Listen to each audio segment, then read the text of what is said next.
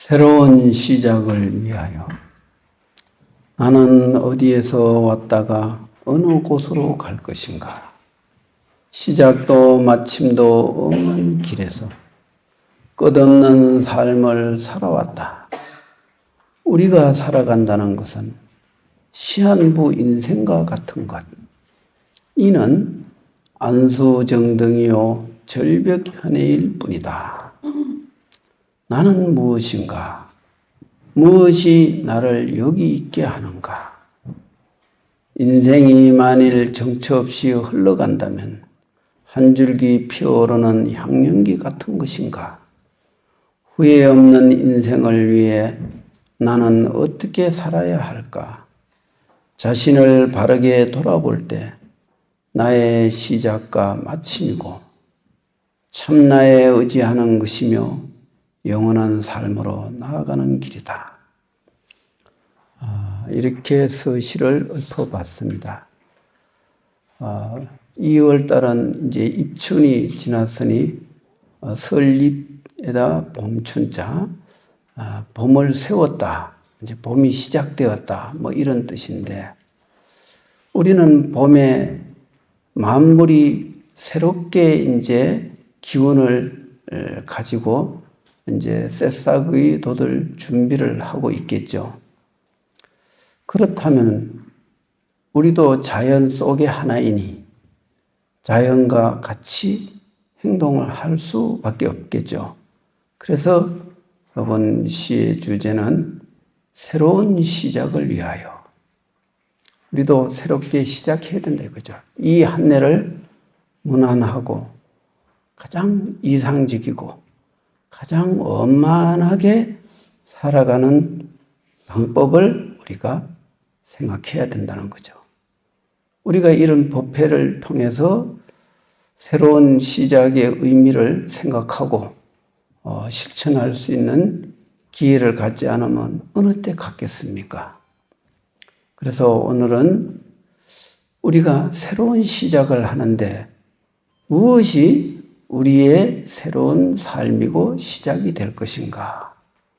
이걸 생각해 봐야 됩니다. 세상의 모든 일이 다 중요하지만 사실은 내가 나를 바르게 보는 것, 이것이 가장 중요한 일입니다. 내가 내 자신을 바르게 보지 못할 때 여러 가지 문제가 생기거든요.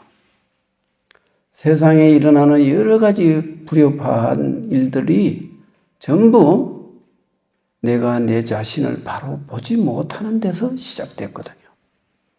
바로 본다면은 내는 어느 위치에 있고 어떤 삶을 살아야 되고 어떤 행동을 할 것인가, 여기에 대한 바른 견해가 있게 마련이에요. 그렇지 못할 적에는 각종 부작용이 있는 행동을 하게 마련이고 좋지 못한 행동으로 세상은 시끄러워질 수밖에 없다. 우선 이 모든 나타난 현상의 이면에는 내가 내 자신을 바로 보지 못했기 때문에 일어난 것을 우리는 똑똑히 알아야 돼요. 자, 그러면은 어떻게 해야 우리의 삶을 좀 더 성공적인 삶으로 살아갈 수 있을까? 이거를 오늘 우리는 같이 공부를 좀 해야 됩니다.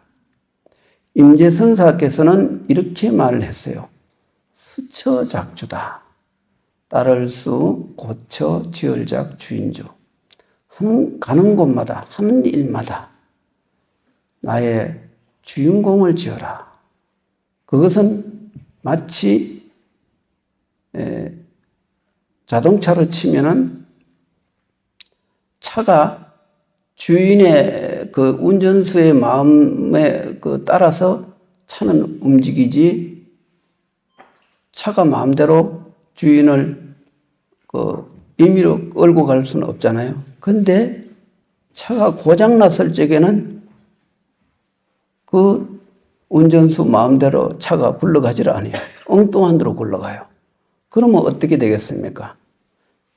차도 사람도 다 망하는 거죠. 낭떠러지로 떨어지니까. 오늘날 우리 이 세상이 고장난 차가 지금 움직이는 것이 아닌가, 이런 생각을 해볼 수도 있습니다. 차가 고장난 것을 운전수가 아무리 노련한 기술로 운전을 한다고 한들 차가 정상적으로 가겠습니까? 갈 수 없으니 세상은 시끄러워질 수밖에 없다. 우리는 삶에 끌려가지 말고 삶을 이끌어가야 돼요. 삶에 끌려가는 것은 욕심이고 아상이고 사심이고 망상이고 번뇌의 분별망상일 뿐이다. 삶에 끌려가는 것은 불행한 것이다. 결코 인생을 성공적으로 살아갈 수가 없다. 이것을 우리는 똑똑히 알아야 돼요.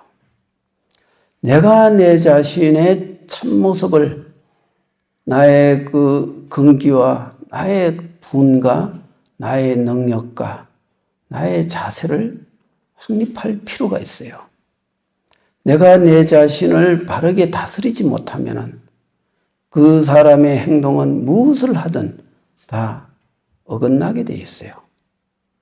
모든 시비와 분별망상과 옳고 그름이라는 것은 전부 자기 자신을 바르게 보는 데서 시작되면은 설사 그 일이 잘못되었다 해도 결국은 사필기정이라 그 일은 바른 곳으로 돌아가게 돼 있어요. 사필기정이라는 이런 말은 아무나 쓰는 말이 아니에요. 근본이 바를 적에 그 일은 결과가 바르게 가는 것이지, 근본이 잘못됐는데 무조건 결과적으로는 좋을 것이다, 이렇게 본다면 세상에 나쁜 짓 하는 사람들이 전부 결국은 나도 바른 마음으로 했으니 결과가 좋지 않겠느냐, 이렇게 생각할 수 있단 말이에요. 그러나 사필기정, 일사자에다 반들 피자, 돌아갈기 바를정, 일이라는 것은 반드시 바른 곳으로 돌아간다. 그 일이 무슨 일입니까? 바로 나의 청정한 마음이요, 나의 바른 마음이요, 나의 사심 없는 순수한 마음으로 일을 했을 적에 그 일이 서로 시대에 안 맞고 현실에 안 맞고 상황에 안 맞았다 해도 그 일은 결국은 바른 길로 갈 수밖에 없다. 왜? 근본이 바르니까. 근본이 바르면은 그 방법이 조금 틀렸다 해도 결과적으로 바른 길로 갈 수밖에 없다는 거죠. 수처작주라는 것은 이와 같은 이치에 입각해서 생활하는 것을 말해요. 현실에 끌려가지 않고 진리에 의지하고 나의 바른 그 이치에 입각해서 생활하는 것을 수처작주다. 현실의 삶에 끌려가지 않고 나의 본래 청정한 마음에 의지해서 일상생활을 할 적에 그 삶은 좋은 삶이요, 끌려가는 삶이 아니라는 거죠. 우리가 그 연못 가운데 보면은 탁한 물에는 바닥이 안 보이지 않습니까? 물고기가 노는 것도 안 보이죠. 근데 맑은 물에 연못을 보면은 바닥이 다 보이고, 심지어 먼 산에 그림자까지 다 맑은 물에는 비친다 이거죠. 물론 물이 흔들리고 요동을 치면 달 그림자가 비치지 않지만은 고요한 물과 맑은 물, 이 두 가지가 이루어졌을 적에 우리는 물이 흔들릴 적에 바닥이 보입니까? 안 보이죠. 물이 흐릴 적에 바닥이 보입니까? 안 보이죠. 고요하고 맑은 물, 거기에는 물고기가 노는 것도 다 볼 수 있고, 그 연못 바닥에 있는 자갈, 모래, 모든 것이 다 보이듯이 우리가 내라는 아상과 나에 대한 사심을 버리면은 나의 근본이 보입니다. 그 근본이 무엇인가요? 그게 바로 나의 본래 마음이요, 나의 참마음이다. 이 참마음이 진정한 나의 주인공이라는 거죠. 우리는 너무나 흐리고 어지러운 물결이 쌓아놓은 그런 혼탁한 속에서 삶을 살아가다 보니 내가 내 자신을 모르고 바깥 경계가 나라고 착각하고 온갖 어리석음을 행한다. 세상 일과 부처님 일이 둘인가요? 둘이 아니에요. 세상 일을 바로 보는 자는 부처님 법을 바로 볼 것이고 부처님 법을 바로 보는 자는 세상을 바로 봅니다. 스님의 도는 세간과 출세간을 떠나서 법이 있는 게 아니에요. 도를 보는 자는 세상을 바로 볼 것이고 도를 보지 못하는 자는 세상을 바로 볼 수가 없어요. 왜냐? 보는 것은 한 마음이지 두 마음이 아니거든요. 이 마음을 떠나서 세상이 따로 있는 게 아니에요. 이 마음 가운데 세속 마음을 가지면 세상이 되고 이 마음 가운데 우리가 청정한 마음을 일으키면 이것이 바로 불법이요, 도요, 진리요, 깨달음이다 이거예요. 우리는 세상과 불법이 둘이 아니라는 사실을 알아야 돼요. 우리는 수행을 통해서 내 마음을 맑혀야 됩니다. 이 마음 맑히는 곳에 세상이 보여요. 내 마음이 혼탁하면은 어떤 논리로도 세상을 구제할 수가 없어요. 세상을 어떻게 구제합니까? 혼탁하고 흐리고 어지러운 이 물결치는 혼탁한 속에서 그 연못의 본래 모습을 어떻게 볼 수 있겠느냐. 그죠? 우리는 이 육식을 돌이켜서 묘관찰을 이뤄야 돼요. 육식은 뭡니까?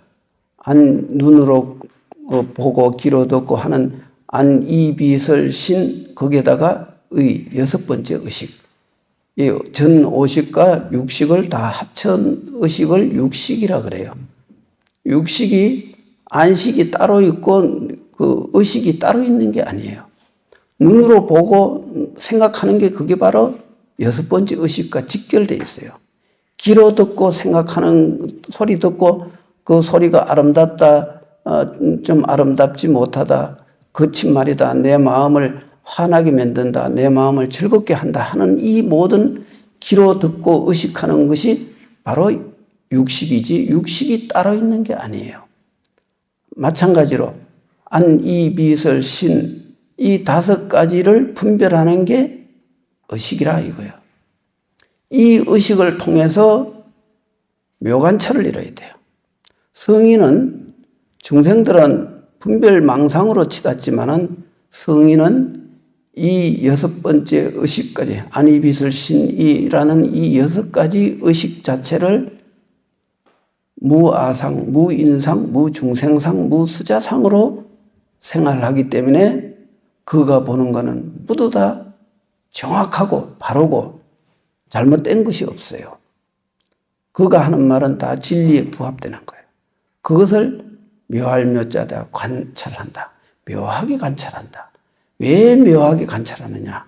묘한 것은 바로 사심이 없고 아상이 없는 순수한 본체적 진실에 입각해서 현상을 분별하기 때문에 그것이 묘한 것이다. 진리다. 이렇게 보는 거예요.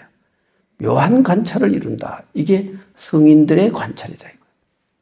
우리는 이 복잡한 현실을 내 아상과 내 그 주관적인 견해를 벗어나서 진리에 입각해서 무사심, 사심이 없는 마음가짐으로 현실을 바라보면은 현실이 바로 보입니다. 그 현실이 끝내 바른 길로 갈 수밖에. 그것이 사필기정이다. 이렇게 볼 수가 있죠. 그래서 우리 모든 사람들이 이와 같은 내 자신의 문제점에서부터 출발하지를 못하고 바깥으로부터 문제를 보기 때문에 그 보는 바가 정확하지를 않아요. 그래서 이 시에서 이렇죠. 시작도 마침도 없는 길에서 우리는 끝없는 삶을 살아왔다. 사실 우리는 참 언제가 시작이고 언제가 마침일지 예측할 수가 없죠. 왜냐하면 허망한 것은 시작도 허망이고 마침도 허망하니 허망이 마침이 다시 또 시작으로 돌아가고 또 시작은 또 마침을 또 만들고 이렇게 끝없는 윤회를 살게 되었다. 이것은 우리는 시작할 적에 마침이라는 결과를 이미 갖고 시작했어요. 이것이 시한부 인생이 아니겠습니까? 우리의 삶은 언젠가는 이 현재의 삶은 마칠 때가 있다는 것. 이 사실을 우리는 역력히 깨우쳐야 돼요. 왜 100년도 못 가는 인생에 천년만년을 계획하고 사느냐 이거예요. 왜 내 나이 60이 넘었으면은 내 미래를, 내 자신의 미래를 위해서 전력 투구를 해도 지금 이 임종 때 제대로 죽을지, 고통받다 죽을지, 치매가 걸려서 혼란에 빠질지 아무도 예측할 수 없는데 자신의 그 걱정은 안 하고 왜 아들, 손자, 친척, 동생, 형, 동생 왜 이런 데까지 신경을 쓰느냐 이거예요. 우리는 멀리 보지 마요. 내 자신을 먼저 돌아봐야 돼. 그래야지 왜 자꾸 쓸데없는 걸 그런다고 자식이 훌륭해집니까? 손자가 위대해집니까? 그렇지 않아요. 내가 바른 삶을 살아가면은 자식들은 그걸 보고 따라 배우는 거예요. 내가 똑바로 하지 않으면서 자식 잘 되라고 아무리 기도해 본들 자식은 아버지를 배신하고 어머니를 배신하게 돼 있어요. 왜? 아버지를 보고 어머니를 보고 따라 하니까 자식은 부모의 영향을 절대적으로 받으면서 살아요. 특히 어릴 때는 더 많이 받아. 부모가 똑바로 내가 바른 지혜의 길을 가면은 자식은 바르게 하란 말을 안 해도 바르게 따라오게 돼 있어요. 굳이 그거를 갖다가 부처님 전에 가서 자식 잘 되게 해달라고 애걸 복걸하고 기도를 하고 내인데도 끊임없이 부탁을 해요. 그럼 나는 법당에 죽은 카드 많이 올려놨죠. 다 그 기원문이 다 적혀있는 카드입니다. 난 그렇게 해줄 수 있는 게 내가 할 수 있는 최선의 방법이에요. 어쩌다 한 번씩 축원 한번 읽어주고 나도 또 시주자들의 뜻을 또 따라줘야 되니까. 그러나 진실은 내가 내 자신을 돌아보고 바르게 수행하는 것. 여기에 집안 모두가 행복해지는 길이 있다. 이거를 우리는 명심해야 됩니다. 그래서 내가 내 자신을 바로 볼 적에 세상을 바꿀 수가 있다. 나는 다스리지 못하면서 세상을 다스려야 되겠다. 세상을 바로잡아야 된다. 이거는 가당치 않는 일이에요. 그런다고 세상이 바뀝니까? 중생의 업력이 거대한 업력이 강물처럼 흘러가는데 어느 힘으로 강물을 내 혼자 부르짖는다고 강물이 멈출 수 있으며 강물이 거꾸로 하늘 위로 올라갈 수 있겠습니까? 왜 사람들은 그렇게 어리석은가요? 세상은 세상의 인연법을 쫓아서 흘러가는 게 그게 이치예요. 그걸 우리가 바꾸려고 할 필요 없어요. 단지 세상 일은 세상의 책임자들이 맡은 사람들이 있잖아요. 그들한테 맡겨요. 그들이 잘하든 못하든 인연법을 쫓아서 하게 돼 있어요. 우리는 우리 길만 가면 돼요. 불자들이 가야 할 길은 뭡니까? 내가 내 자신을 향해서 일심으로 염불하고 바른 마음으로 수행하는 것. 이게 불자들이 세상을 바꾸는 길이에요. 우리가 나서갖고 세상 바꿔집니까? 그거는 다 책임진 사람들이 알아서 할 일이지. 그래서 우리는 정신을 바짝 차려서 내 자신의 길로 가야 된다. 밖을 향해서 시비선락에 휘둘리는 그런 그 대상에 끌려가는 인생이 되지 말라. 그거죠. 안수정등이라고 써놨죠. 여기에. 안수정등이요 철벽현다. 안수정등이라는 것은 이 불교 우리 스님들이 많이 인용하는 글인데 우물가에서 한 사람이 폭력에 휘둘려 갖고 도망가다가 우물가에 칡렁쿨이 이렇게 우물 속으로 들이어지는 걸 보고 얼른 칡렁쿨을 타고 우물 중간에 매달려 갖고 우선 그 싸놓은 호랑이가 지나가기를 바라고 있었는데, 위에서는 호랑이가 내려다보고 올라오기만 하면 잡아먹으려고 하고, 밑에를 보니 큰 그 구렁이가 밑에서 혀를 날름거리고 있고 중간에 매달려 있는 거예요. 그런데 벌이 그 칡렁쿨 꽃에서 꿀물을 알다가 하나씩 꿀물 떨어뜨리는 걸 마치 입속으로 꿀물이 떨어지는 데서 너무 달콤해갖고 꿀맛이 너무 취해서 위에 그 호랑이가 있는 것도 모르고 밑에 큰 구렁이가 혀를 날름거리고 떨어지면 잡아먹으려고 딱 하고 있는 걸 모르고 있다 이거예요. 인생은 오욕락이란 5가지 욕망의 그 달콤한 맛에 빠져서 지금 우리가 인생이 어디로 흘러가는지 전혀 모르고 있다는 걸 비유적으로 이렇게 한 거예요. 어떻습니까? 절벽현에는 절벽이 매달려 있다는 거와 똑같아요. 이건 또 어떤 거냐? 어떤 사람이 보석을 가지고 다니는데 그 보석을 가지고 싶어갖고 그 사람을 꼬셔갖고 절벽으로 끌고 올라갔어요. 그래갖고 절벽에서 그 사람이 야, 너 그 보석 한번 구경 좀 하자. 아니 왜 여기 와서 보석 보여달라고 하는 거야? 아니 그냥 갑자기 생각나서 그래 그러면 보고 빨리 돌려줘 하고 딱 돌려받는 것 동시에 등을 밀어고 절벽이 밀어 떨어져 이제 죽여버리면 그 보석은 짓게 되잖아요. 그렇게 했는데 이 사람은 절벽 중간에 나무에 걸려갖고 목숨을 유지하고 있지만 이게 밑으로 내려가도 떨어져 죽을 거고 위로는 절벽, 가파른 절벽에 올라갈 수는 없고 그러니 절벽에 매달려서 오다가도 못하는 삶이 됐다. 그 속에서 절벽 속에서 그 따뜻한 햇빛에 졸음이 와갖고 졸다가 뚝 떨어져서 그냥 죽어버렸어요. 우리 인생이 그와 같은 거죠. 어째 보면 절벽에 매달린 인생이다. 거기서 떨어지는 꿀물에 정신을 잃고 그 맛에 도취해서 내 인생의 모든 걸 다 잊어버린 것과 같다 이거죠. 그러니 우리는 여기에서 정신을 차려야 돼요. 내가 무엇인지를 아는 순간 순식간에 절벽 가운데 있다가 호련히 절벽 위에까지 올라오는 길이 있어요. 그게 바로 진리의 길이에요. 진리에 의하면은 순식간에 허공으로 날아서 올라올 수가 있다. 그 자리가 바로 천하 태평 평원이 되어서 거기서 만사 형통하는 길이 있다. 이제 이런 거죠. 그래서 절벽에 매달렸다는 게 그게 비유기 때문에 절벽을 순식간에 평지로 바꿔야 돼요. 그 평지로 바꾸는 게 그게 바로 도요, 진리요, 깨달음이라는 거죠. 우리는 이렇게 바꿀 줄 알아야 돼요. 후회 없는 인생을 위해 나는 어떻게 살아가야 할까?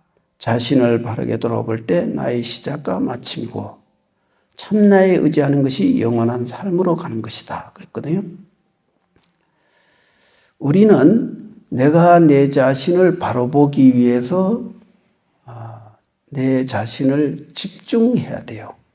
집중하는 길이 뭐냐? 일심으로 아미타불 연불하는 것이에요. 이게 내가 나의 본래 성품, 나의 본래 모습으로 돌아가는 유일한 방편이고 가장 확실한 방편이고 모든 사람이 하면은 다 소분의 공덕을 얻을 수가 있는 것이다. 왜? 부처가 내 마음과 부처가 둘이 아니거든요. 그러니 아미타불을 일심으로 부를 적에 바로 그 마음이 부처의 마음과 내 마음이 어느덧 하나가 되는 것이거든요. 이게 나를 찾아가는 참나를 찾아가는 길이다. 이렇게 볼 수 있죠.